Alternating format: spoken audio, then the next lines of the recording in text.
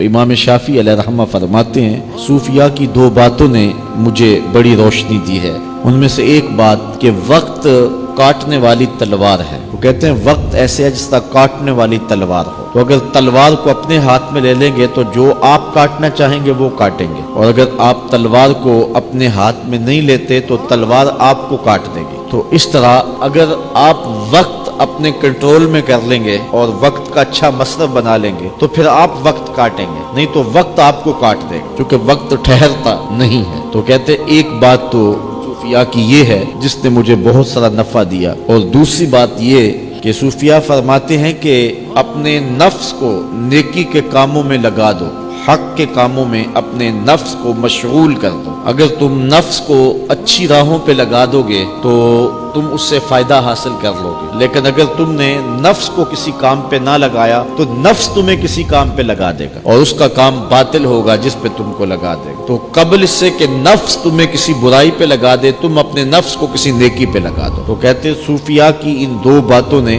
مجھے بڑا ہی فائدہ دیا ہے۔ جن لوگوں نے وقت کی اہمیت کو سمجھا انہوں نے ایک لمحہ بھی ضائع نہیں کیا۔ آپ جانتے ہیں کہ حضور نبی رحمت صلی اللہ علیہ وسلم سے پیار کرنے والے حضور کے زمانے میں ایسے لوگ تھے کہ جنہوں نے حضور کی آ کے زیارت کی اور شرف صحابیت سے مالا مال ہوئے، اور ایسے شخص بھی تھے کہ جو حضور کے دور میں ہی تھے لیکن حضور کی زیارت نہ پا سکے۔ ان لوگوں میں ایک نام حضرت اویس کرنی رضی اللہ تعالی عنہ کا ہے۔ ان کی بوڑھی اور نابینا ماں تھی جن کی خدمت انہیں حضور علیہ السلام کی بارگاہ میں آنے سے روکے ہوئے تھے۔ ایک دن ماں نے اجازت دی کہ جاؤ پھر مل آؤ، اور یہ شرط لگائی کہ زیادہ دیر ٹھہرنا نہیں۔ تو حضرت اویس کرنی رضی اللہ تعالی عنہ آئے تو آقا کریم علیہ السلام کسی سفر پہ تھے۔ انہوں نے آ کے حضور کا پوچھا تو لوگوں نے بتایا کہ حضور تشریف فرما نہیں ہے، تو ماں کا حکم تھا وہ رکے نہیں، پھر واپس کرن چلے گئے۔ آقا کریم جب واپس آئے تو حضور علیہ السلام لمبی لمبی سانسیں لینے لگے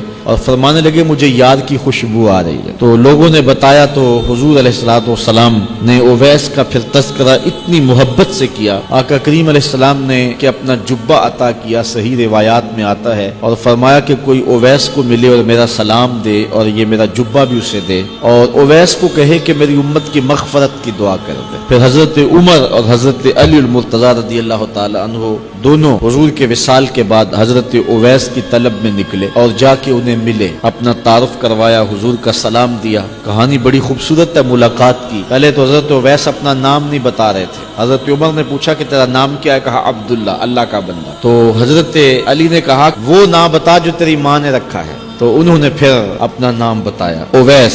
تو خیر یہ حضرت اویس کے پاس چند گھڑیاں بیٹھے، ملاقات ہوئی، اور تھوڑی دیر کے بعد حضرت اویس نے کہا ہاتھ بڑھاتے ہوئے اچھا پھر تم نے بھی آخرت کی تیاری کرنی ہوگی اور میں بھی آخرت کی تیاری کرنی ہے، اچھا اب حشر میں ملاقات ہوگی۔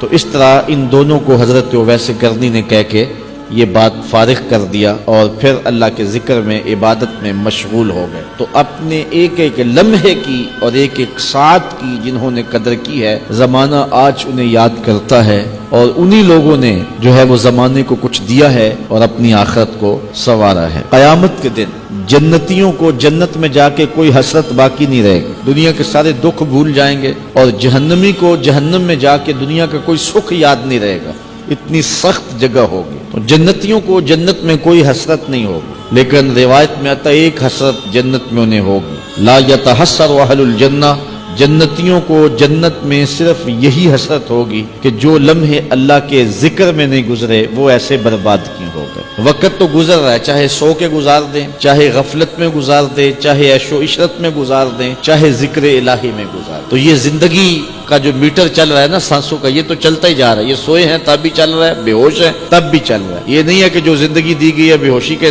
لمحے نکال لیے جائیں گے، یا جو سو کے گزارے ہیں وہ نکال لیے جائیں گے، نہیں، یہ زندگی کا میٹر مسلسل چل رہا ہے، اور ہم لمحہ لمحہ موت کے قریب ہو رہے ہیں۔ انسان ان زندگی کے سانسوں کے بدلے نیکیاں کما لے، ہر سانس کے بدلے استغفار پڑھ لے، درود پڑھ لے، الحمدللہ کہہ لے، سبحان اللہ پڑھ لے، تحمید، تسبیح، تہلیل پڑھ لے، تو یہ سانسیں کام آ گئی، ورنہ برف کے پگھلتے ہوئے قطروں کی طرح زندگی سانس سانس کر کے ٹوٹ رہی ہے، اور میں اور آپ لمحہ لمحہ موت کے قریب ہو رہے ہیں۔ جب وقت ہاتھ سے نکل جاتا ہے تو پھر انسان وقت کا طالب ہوتا ہے کہ میرے پاس وقت ہوتا تو میں یہ بھی کر لیتا، اور اس کا شدت سے احساس اس وقت ہوگا جب آخری سانسیں اکھڑ رہی ہوں گی، اور پھر بندہ تلیاں ملے گا، ہاتھ ملے گا، کاش کہ مجھے چند لمحے ہی دے دیے جائیں اور میں اپنی زندگی کو سنوار لوں، لیکن اس وقت ہاتھ سے نکل چکا ہوگا۔ آج موقع ہے، فرصت کے لمحے ہیں، ان کو غنیمت سمجھ لیا جائے۔